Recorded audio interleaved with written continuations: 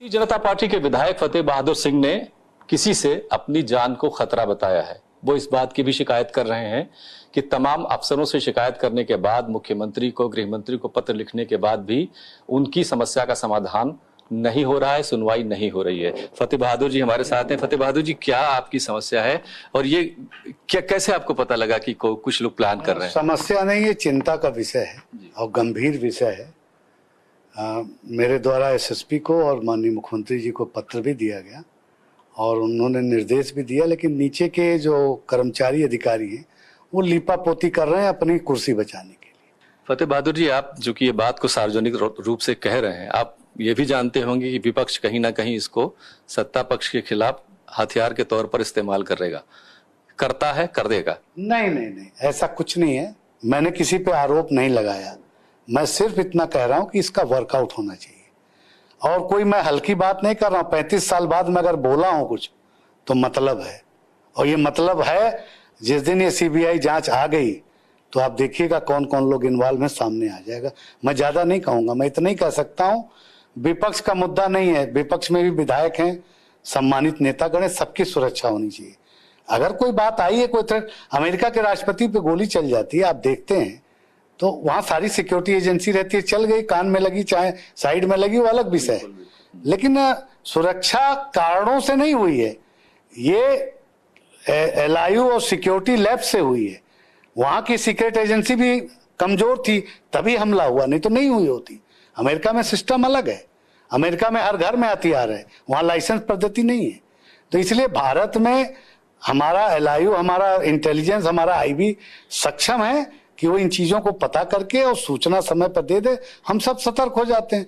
भाई IB सूचना देता है, पहले भी हम लोगों को जब सुरक्षा के कारण होते थे तो बता देते थे IG के SP, ADG, IG कि साहब आपका ये आ रहा है, आप थोड़ा सतर्क रहिए। तो वो चीजें जब पता लग जाती थी हम लोग सतर्क हो जाते थे, शांत हो जाते थे। अब इस बार तो जब इतनी ज्यादा चीजें हो गई और कोई सूचना तंत्र नहीं बता रहा, तो ये सवाल मेरे दिमाग में आया कि ये गंभीर मामला है कि हमारा सूचना तंत्र, हमारी इंटेलिजेंस क्यों कमजोर पड़ रही, इसको देखने का विषय। तो फतेह बहादुर बहुत चिंतित हैं क्योंकि ये अपने लोगों से नहीं मिल सकते, जनता से नहीं मिल सकते, क्योंकि इनकी जान को खतरा है। इनको ये भी चिंता है, इस बात का दुख भी कहीं ना कहीं है कि तमाम जगहों पर इन्होंने शिकायतें की हैं, पत्र भेजे हैं, मुलाकात हुई है, लेकिन बावजूद इसके इनकी जो चिंता है उसका समाधान अब तक नहीं हुआ है। और इसका जिम्मेदार कहीं कोई अफसर है पुलिस का, जैसा कि आप इशारा कर रहे हैं, जिसकी वजह से ये सारी परिस्थिति बनी है। सोचने वाली बात यह है कि एक विधायक होते हैं, वो भी एक बार के नहीं कई बार के विधायक होने के बाद बहुत सीनियर लीडर हैं, और इनकी जान को अगर खतरा है और उस खतरे को जानने के बावजूद अगर प्रशासन कार्रवाई नहीं कर रहा है तो ये अपने आप में एक हैरान कर देने वाली बात है। Vivek Tiwari, news India, Lucknow.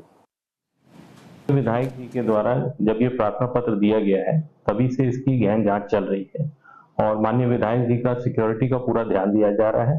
और इसके अतिरिक्त जो भी इनके द्वारा एलिगेशंस लगाए गए हैं, मल्टीपल एजेंसीज को इन्वॉल्व करके इसकी जांच कराई जा रही है और जो भी आउटकम निकलेगा उसके आधार पर कार्रवाई की जाएगी।